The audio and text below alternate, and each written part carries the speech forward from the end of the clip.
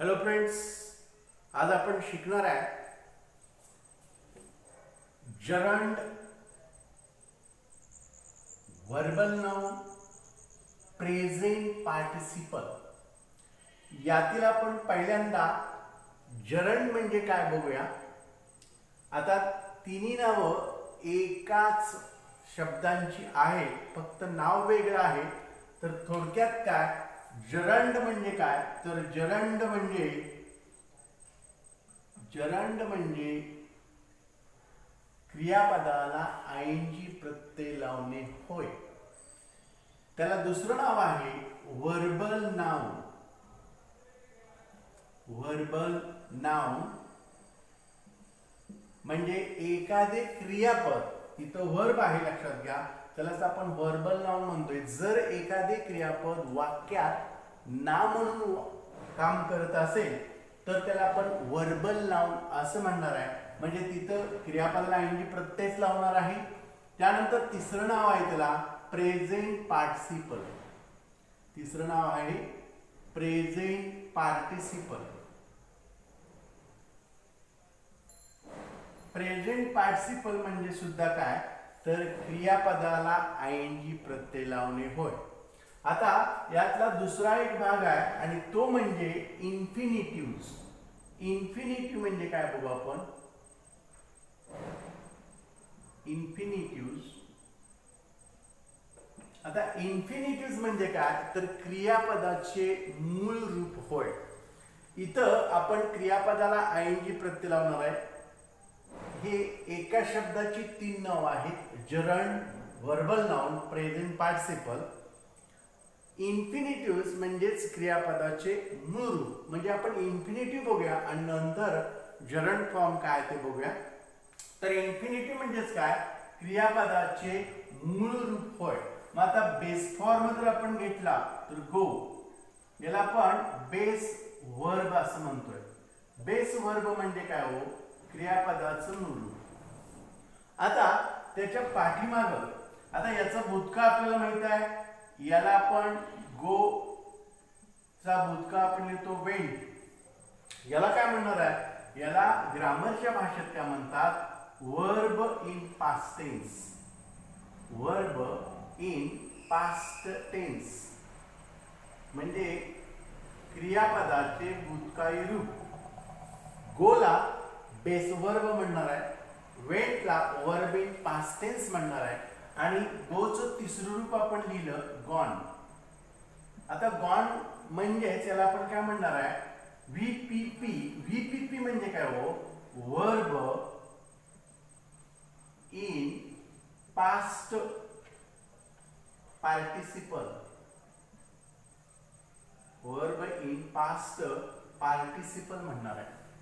मग आता इन्फिनिटिव्ह म्हणजेच काय, तर या गोच्या अगोदर जर आपण टू गो लावलं, म्हणजे टू हा शब्द लावला आणि क्रियापदाचं रूप लिहिलं, तर याला आपण म्हणणार आहे इन्फिनिटिव्ह. इन्फिनिटिव्ह म्हणजे काय, क्रियापदाचे मूळ रूप होय.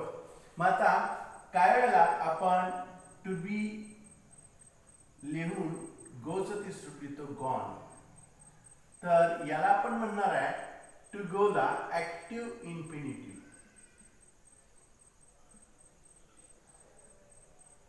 Active infinitive. आणि याला आपण म्हणणार आहे पॅसिव्ह इन्फिनिटिव्ह. Passive infinitive. आता इन्फिनिटिव्ह म्हणजे लक्षात घ्या, क्रियापदाचे मूळ रूप होय. लक्षात घ्या, टू गो ऍक्टिव्ह इन्फिनिटिव्ह पण क्रियापदाचे मूळ रूप आहे. ऍक्टिव्ह वॉइस मध्ये आपण वापरू शकतोय.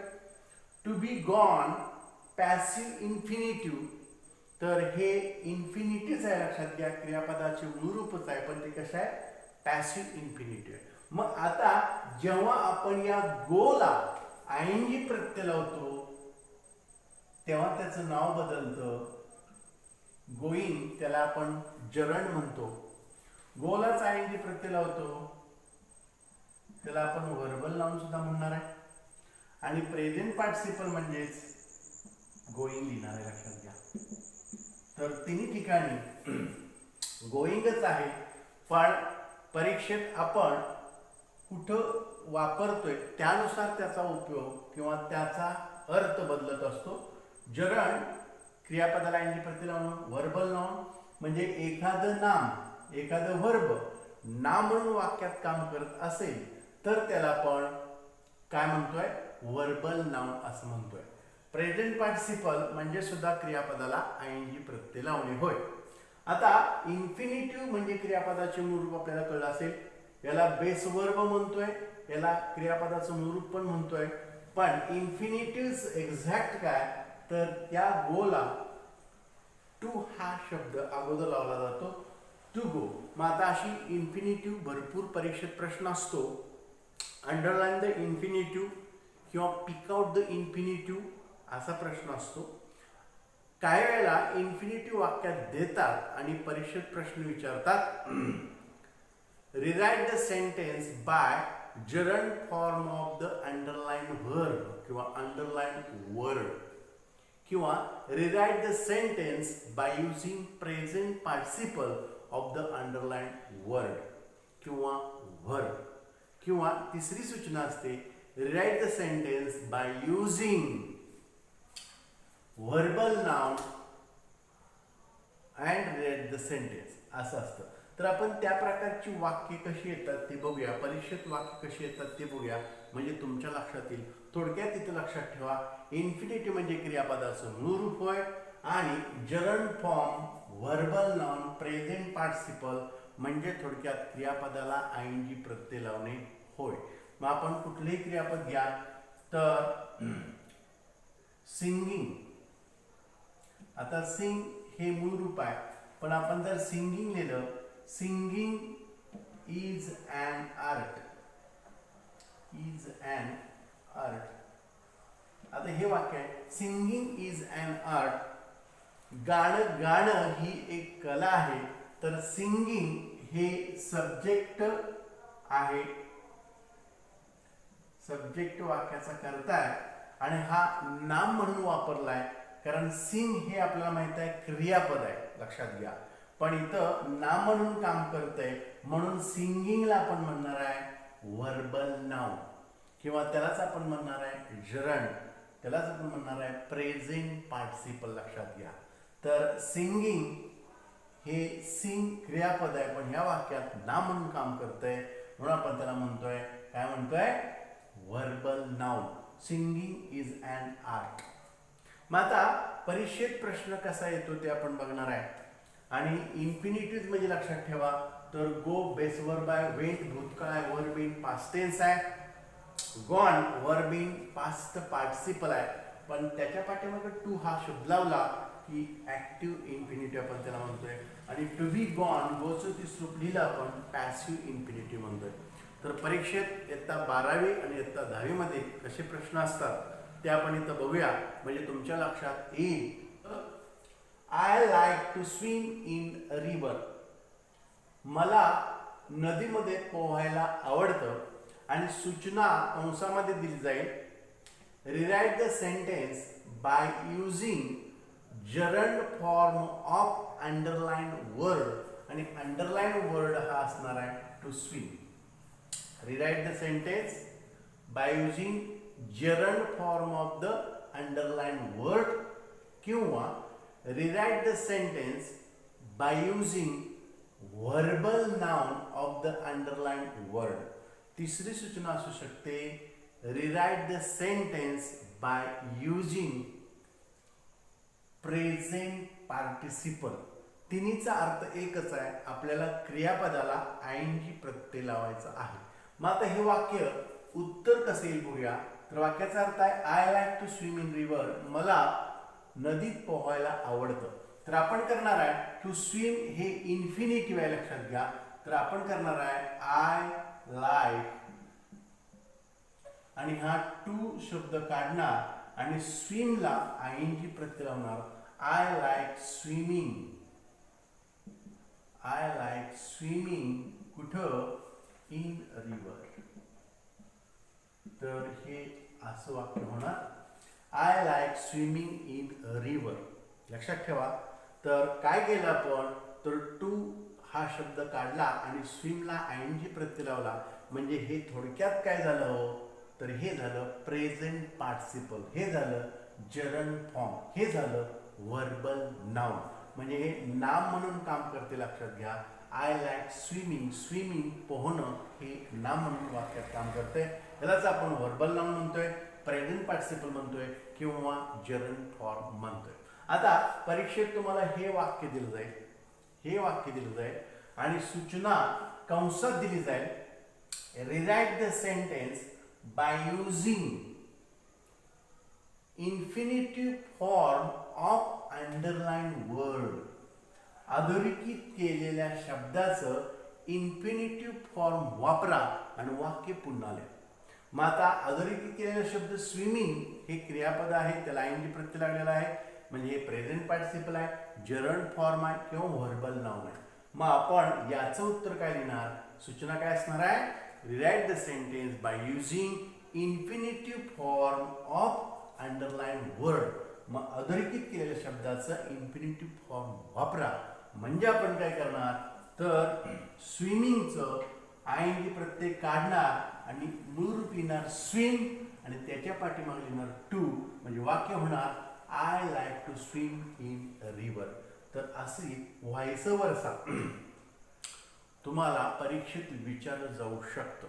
तर आपण आणखीन काही वाक्य, वेगवेगळ्या प्रकारची वाक्य इयत्ता 10वी इयत्ता 12वी मधली जी विचारलेली आहेत बोर्डाच्या परीक्षेला, ते आपण बघूया. तर थोडक्यात तुमच्या लक्षात आलं असेल तर हे टू स्विम हे आहे इन्फिनिटिव्ह आणि स्विमिंग हे आहे gerund form, present participle, verbal noun. 10वीच्या पुस्तकातील पेज नंबर 29 वरील ही वाक्य आहे आणि सूचना दिलेली आहे. Underline the present participle, gerund किंवा इन्फिनिटिव्ह. सूचना काय आहे, underline the gerund oblique present participle oblique infinitive.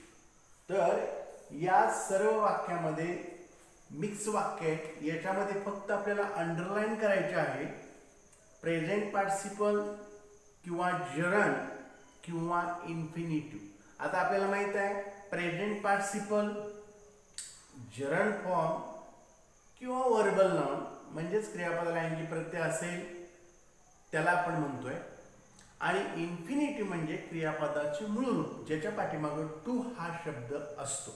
तर फक्त आपल्याला अंडरलाइन करायचं आहे, बाकी काही करायचं नाही आहे. तर बघूया, setting goal may appear easy but it is quite challenging.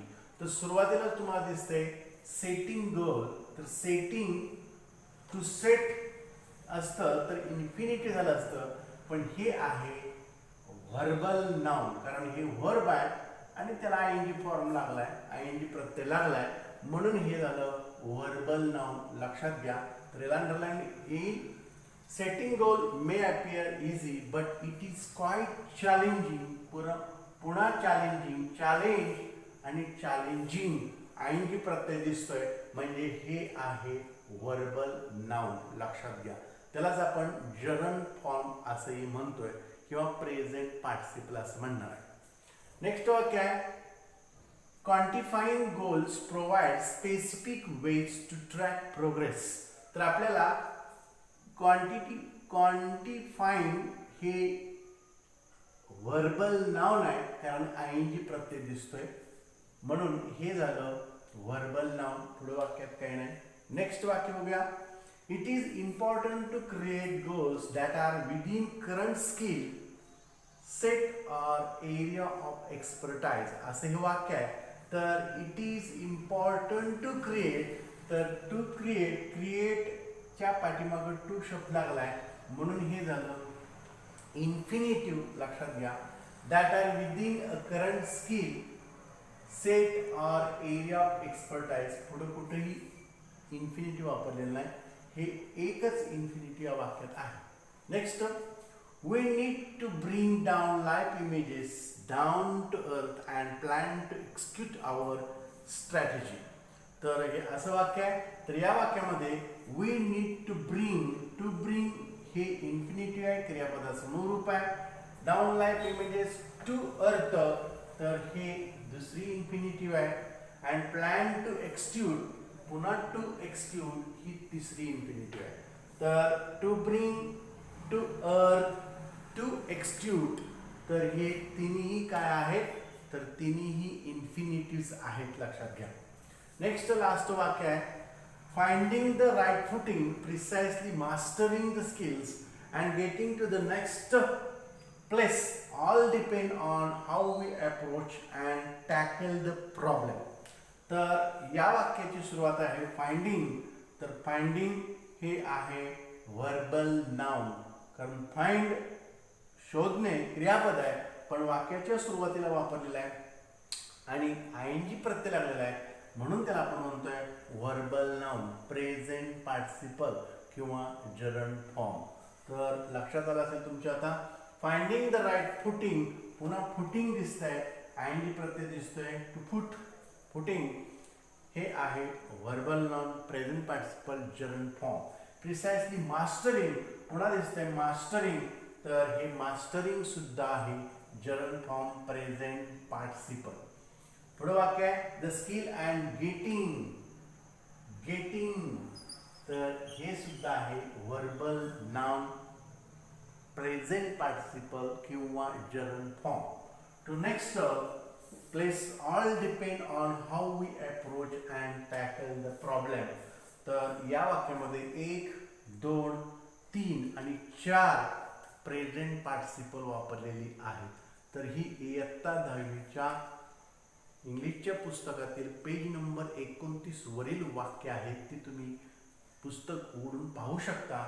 त्याचं उत्तर तुम्हाला इथं मिळालेलं आहे. परीक्षेत अंडरलाईन असा प्रश्न आहे, underline the present participle, gerund form किंवा इन्फिनिटिव्ह असा परीक्षेत प्रश्न विचारला गेलेला आहे. आता आपण इयत्ता 12वीतली काही वाक्य बघूया आणि इथं किंवा इयत्ता 10वीत आणखीन वेगळ्या प्रकारची कशी सूचना विचारली जाऊ शकते ती वाक्य आपण लगेच बघू. Michael Dell sat on the beach putting together a taut line. कंसात सूचना असणार आहे, rewrite using infinitive form of underline word. अधोरेखित केलेल्या शब्दाचं इन्फिनिटिव्ह फॉर्म वापरून वाक्य पुन्हा लिहा. तर उत्तर असे येणार आहे, Michael Dell sat on the beach. आता पुटिंग हा जो शब्द आहे तो अंडरलाईन केलेला आहे आणि याची इन्फिनिटिव्ह फॉर्म वापरायचा. इन्फिनिटिव्ह म्हणजे क्रियापदाची मूळ रूप, तर पुटिंगचा ING प्रत्यय काढा, त्याचं मूळ रूप लिहा पुट आणि त्याच्या पाठीमागं टू लिहा, म्हणजे टू पुट हे झालं इन्फिनिटिव्ह फॉर्म. असं त्याचं उत्तर येणार आहे. तर पुटिंग हे काय आहे, जरंड आहे, प्रेझेंट पार्टिसिपल आहे, व्हर्बल नाउन आहे. नेक्स्ट वाक्य आहे, he has discovered the power of another good idea. कंसात सूचना असणार आहे, rewrite using noun form of underline word. Rewrite using noun form of underline word. अधोरेखित केलेल्या शब्दाचं नाउन फॉर्म वापरा. वेगळी सूचना आहे, लक्षात घ्या. तर नाउन फॉर्म वापरायचा आहे, म्हणजे हे कुठल्या फॉर्ममध्ये, तर ही हॅज डिस्कवर्ड, तर ते वर्ब मध्ये आहे, लक्षात घ्या, वर्ब फॉर्म मध्ये आहे आणि हा प्रेझेंट परफेक्ट आहे, हे लक्षात ठेवा. आपल्याला वाक्याचा काळ बदलायचा नाही, फक्त या क्रियापदाचं नाउन फॉर्म वापरायचं आणि वाक्य पुन्हा लिहायचं आहे. तर he has discovered the power of another good idea. तर त्याचं उत्तर आपण लिहिलेलं आहे, ही हॅज. आता डिस्कवरचं नाउन फॉर्म काय होतंय, तर डिस्कवरी. मग आपल्याला थोडासा बदल करावा लागतोय, he has the discovery of the power.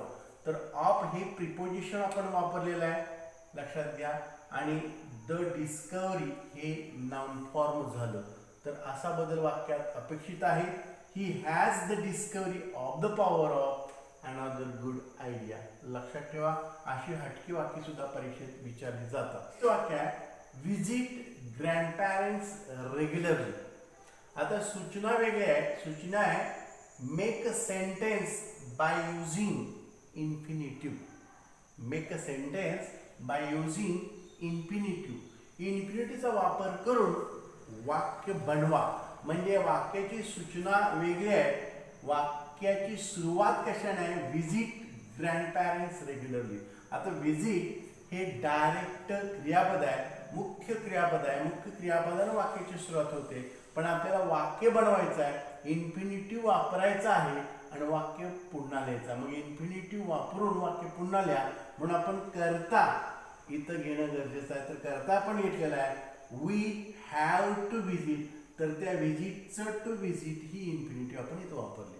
तर we have to visit grandparents regularly. तर इथं करता आपण वेगळा घेऊ शकतोय. I have to visit grandparents regularly लिहू शकताय, किंवा they have to visit grandparents regularly. करता तुम्ही कोणताही घ्या, फक्त टू विजिट इथं वापरणं गरजेचं आहे. तर हे वाक्य झालं. इन्फिनिटीचा वापर करून वाक्य आपण बनवलं. सेम सूचना आहे. Difficult words in the text using dictionary. तर use infinitive and make the sentence किंवा रिराईट द सेंटेन्स. मग आता इन्फिनिटिव्ह वापरून वाक्य बनवायचं आहे. तर आता इथं तुमच्या लक्षात येईल, इथं युजिंग जे आहे हे युजिंग काय वापरलंय? तर व्हर्बल नाउन आहे किंवा प्रेझेंट पार्टिसिपल आहे. तर आपल्याला वाक्याचा अर्थ थोडासा बदलावा लागेल. वाक्याचा अर्थ काय? Difficult words in the text, पुस्तकातील अवघड शब्द, फुलस्टॉप कॉमा अर्ध स्वल्पविराम दिलेला आहे आणि पुढचं वाक्य आहे युजिंग अ डिक्शनरी. माझा वाक्याचा थोडा अर्थ आपल्याला कळणं गरजेचं आहे, तरच हे वाक्य आपण बनवू शकतोय.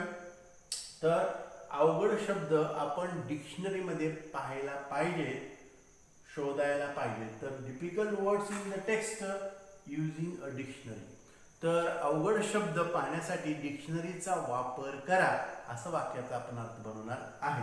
मग आपण वाक्य केले वी हॅव टू यूज, म्हणजे या युजिंगची इन्फिनिटिव्ह वापरलं टू यूज. तर we have to use dictionary कशासाठी? इथं आपण प्रिपोजिशन वापरलं फॉर अंडरस्टँडिंग डिफिकल्ट. आता डिफिकल्ट हा शब्द आहे तिथं. Difficult words in the text, तर difficult words in the text तो तसा शब्द वापरलाय. एक्स्ट्रा आपण काय वापरलं? तर फॉर अंडरस्टँडिंग हे वापरणं गरजेचं आहे. जसं या वाक्यात आपण प्रिपोजिशन वापरलंय ऑफ, चा, ची, चे. लक्षात आलं असेल वाक्य. नेक्स्ट आहे it was funny to read words that stood still. कंसा सूचना आहे underline the infinitive. Underline the infinitive, फक्त अंडरलाइन करायचं इन्फिनिटिव्हला. It was funny to read, तर टू आणि क्रियापदाचं मूळ रूप दिसलं की त्याला आपण म्हणतोय इन्फिनिटिव्ह. म्हणजे हे इन्फिनिटिव्ह आहे, क्रियापदाचं मूळ रूप आहे. नेक्स्ट आहे can I read the books. मी पुस्तक वाचू शकतो का? सूचना तीच आहे. Underline the infinitive and rewrite the sentence. मग infinitive can I read the book. आता या वाक्यात टू हा शब्द दिसत नाही म्हणून गडबडून जाऊ नका. बेस फॉर्म म्हणजे क्रियापदाचं मूळ रूप आहे, त्यालाही आपण इन्फिनिटिव्ह जसं म्हणतोय. तर इथं कॅन आय रीड, रीड म्हणजे वाचन करणे हे क्रियापद आहे. हा बेस व्हर्ब आहे, ह्याला आपण इन्फिनिटिव्ह म्हणणार आहे कारण हे प्रश्नार्थक वाक्य आहे, इंटरोगेटिव्ह सेंटेन्स आहे. तर इथं आपण अंडरलाईन करणार आहे रीडला. नेक्स्ट वाक्य आहे to be or not to be that is the question. सूचना तीच आहे. Underline the infinitive and rewrite the sentence. मग आपण अंडरलाइन इन्फिनिटिव्हला करायचं आहे. इन्फिनिटिव्ह म्हणजे क्रियापदाचं मूळ रूप, टू आणि क्रियापदाचं मूळ रूप असतं. तर इथं टू बी दिसतंय, ही पहिली इन्फिनिटिव्ह झाली. To be or not to be, परत टू बी दिसतंय, ही दुसरी इन्फिनिटिव्ह झाली. That is the question. तर इथं या वाक्यामध्ये दोन इन्फिनिटिव्ह आहेत. लास्ट वाक्य जरा हटके आहे, वेगळं आहे. Cooking is a science. तर स्वयंपाक बनवणं ही एक कला आहे, हे एक शास्त्र आहे. तर आता परीक्षेत सूचना असेल name the underline word, name the underline word, किंवा आणखी वेगळी सूचना असेल what is the underline word. अधोरेखित शब्द काय आहे, अधोरेखित शब्दाला काय म्हणणार.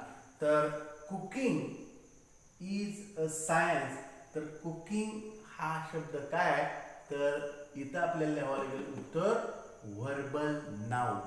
उत्तर काय लिहावं लागेल, verbal noun. Cooking is a verbal noun, असं उत्तर इथं लिहिणं अपेक्षित आहे किंवा असं लिहावं लागेल. सूचना तीच आहे, आय एन्जॉय रीडिंग पोएम्स. आता आय एन्जॉय रीडिंग पोएम्स, तर रीडिंग हे काय, क्रियापदाला ऐंजी प्रत्यय. परीक्षेत सूचना आहे, काय सूचना आहे, what is the underline word किंवा नेम द अंडरलाईन वर्ड. अधोरेखित केलेला शब्द काय आहे किंवा त्याला नाव द्या. मग अधोरेखित केलेला शब्द काय आहे, तर त्याचं फंक्शन काय आहे हे तर सांगणं गरजेचं आहे. तर उत्तर आपल्याला लिहावं लागेल, रीडिंग इज प्रेझेंट पार्टिसिपल किंवा रीडिंग इज जरंड फॉर्म, असं याचं आपल्याला उत्तर लिहिणं अपेक्षित आहे. तर ही वाक्य जी आहेत ती परीक्षेत विचारली जाऊ शकतात. तर लवकरच 10वीच्या टेक्स्टला आपण सुरुवात करणार आहोत. 10वीच्या पुस्तकातील धडे, कविता आणि त्यातील वर्कशॉप आपण लगेचच बघणार आहोत. त्यामुळे इयत्ता 10वीच्या विद्यार्थ्यांनी आपल्या कदम इंग्लिश क्लासेस चॅनलला सबस्क्राईब करायला विसरू नका.